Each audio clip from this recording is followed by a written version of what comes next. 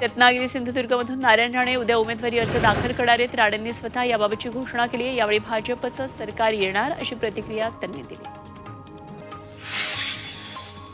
महायुतीचे उमेदवार उदयनराजे भोसले मोठं शक्ती प्रदर्शन करत आज आपला उमेदवारी अर्ज भरणार आहेत। यावेळी काढण्यात येणाऱ्या महारॅलीची जय्यत तयारी झाली आहे। जिल्ह्यातल्या महायुतीचे प्रमुख नेत्यांच्या उपस्थितीमध्ये गांधी मैदानावरून या रॅलीला सुरुवात होईल। या ठिकाणी उदयनराजे भोसले विरुद्ध मवियाचे उमेदवार शशिकांत शिंदे यांच्यामध्ये लढत पाहायला मिळेल। सांगलीमध्ये महायुतीचे उमेदवार संजय काका पाटील आज उमेदवारी अर्ज दाखल करणार आहेत। सांगलीमध्ये महायुतीकडून जोरदार शक्ती प्रदर्शन केलं जाईल। अर्ज दाखल करण्यापूर्वी सांगलीमध्ये जोरदार शक्ती प्रदर्शन केलं जाणार आहे आणि यावेळी काढण्यात येणाऱ्या रॅलीत मुख्यमंत्री एकनाथ शिंदे, उपमुख्यमंत्री देवेंद्र फडणवीस सहभागी होणार आहेत।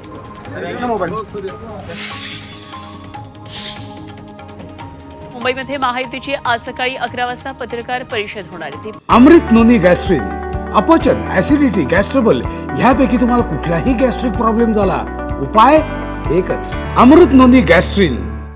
केसरकर, प्रसाद लाड, अनिल पाटील संबोधित करणार आहेत। महायुतीत सिंधुदुर्ग, रत्नागिरी, नाशिकच्या जागांचा तिढा आहे, त्यामुळे महायुतीतील जागांचा तिढा सुटणार का याकडे लक्ष आहे।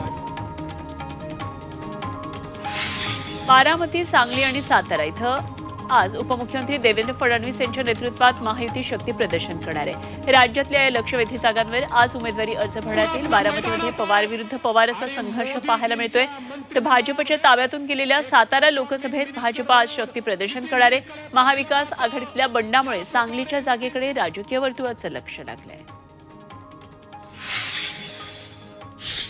सुनेत्रा पवारांसाठी फडणवीस मैदानात उतरलेत। भाजप पदाधिकाऱ्यांसोबत फडणवीसांनी बैठक घेऊन सुनेत्रा पवारांना उमेदवारी का दिली याचा खुलासा केला। मोदींना पंतप्रधान करायचं आहे म्हणून बारामतीतून सुनेत्रा पवारांना उमेदवारी दिल्याचं फडणवीसांनी सांगितलं।